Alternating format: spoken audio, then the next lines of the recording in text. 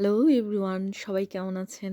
আজকে আমি আপনাদের মাঝে সেই চিতল মাছের আরেকটি রেসিপি নিয়ে হাজির হলাম। তো রেসিপি শুরু করার আগেই প্রথমে বলে নিই, যারা আমার ভিডিওগুলো রেগুলার দেখেন তাদেরকে অসংখ্য ধন্যবাদ। আর যারা নতুন আছেন তারা আমার পেজের ফলো বাটনে চাপ দিয়ে রাখবেন, আপনার কাছে আমার ভিডিওগুলো দ্রুত পৌঁছে যায়। আমার মনে হয় যারা সংসার জীবনে প্রতিদিন রান্নাবান্না করেন তাদের একটাই সমস্যা, যে আজকে কি রান্না করব কি না করব, আর সেটা পরিবারের সবার কাছে পছন্দ হবে কিনা সেটারও একটা বিষয় আছে। আমার সংসারে আমি ছেলের পছন্দটাই বেশি রান্না করি। ছেলে যেভাবে খেতে পছন্দ করে ঠিক সেভাবেই রান্না করি।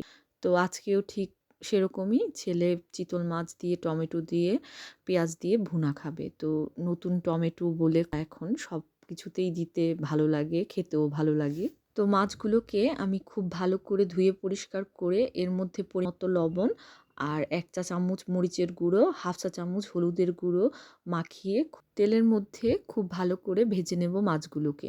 আপনারা অনেকেই জানেন আমি ভেজে খেতে পছন্দ করি, আর যারা ভেজে খেতে পছন্দ করেন না তাদের ভাজার দরকার নেই।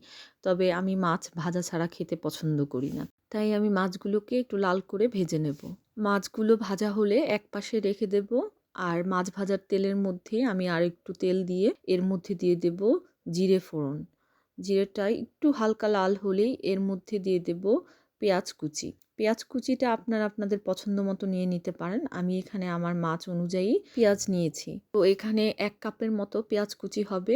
তার সাথে আমি 4-5টি কাঁচামরিচ ফালি করে দিয়ে দিয়েছি। তো পেঁয়াজটাকে আমি এখন একটু খুব ভালো করে তেলের মধ্যে একটু ভাজা ভাজা করে নেব।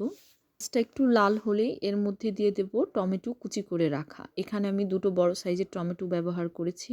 ছেলে টমেটো খেতে খুবই পছন্দ করে, তাই আপনারা আপনাদের পছন্দ মতো নিয়ে নিতে পারেন। তবে খুব বেশি টমেটো ব্যবহার করা যাবে না, তাহলে তরকারিটা একটু টকটক হয়ে যাবে। তো পেঁয়াজগুলো টমেটোর সাথে খুব ভালো করে মাখিয়ে আর এর মধ্যে দিয়ে দেব অল্প একটু আদা রসুন বাটা। 1 চামচের মতো আদা রসুন বাটা হবে। তো এগুলো সব কিছু খুব ভালো করে মাখিয়ে নেব।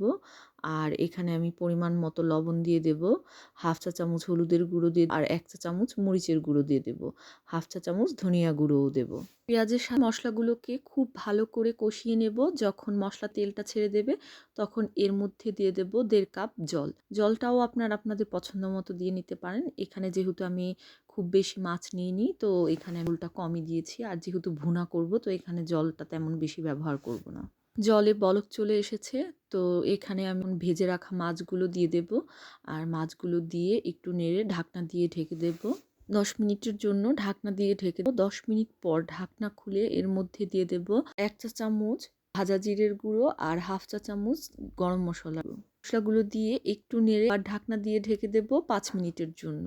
5 মিনিট পর ঢাকনা খুলে এর মধ্যে ধনেপাতা দিয়ে আবার ঢেকে দেব 1 মিনিটের জন্য। 1 মিনিট পর ঢাকনা খুলে তরকারি থেকে যখন তেলটা পুরোপুরি দেবে তখন তরকারিটাকে নামিয়ে নেব। এই তো এখানে তরকারিটা পুরোপুরি হয়ে গেছে, নামিয়ে নিয়েছি, দেখেই বুঝতে পারেন। আপনারা কিভাবে চিতল মাছের পেটি রান্না করে খান সেটাও আমাকে কমেন্টে জানাতে পারেন। আপনাদের মাঝে আবার নতুন কিছু নিয়ে হাজির হব।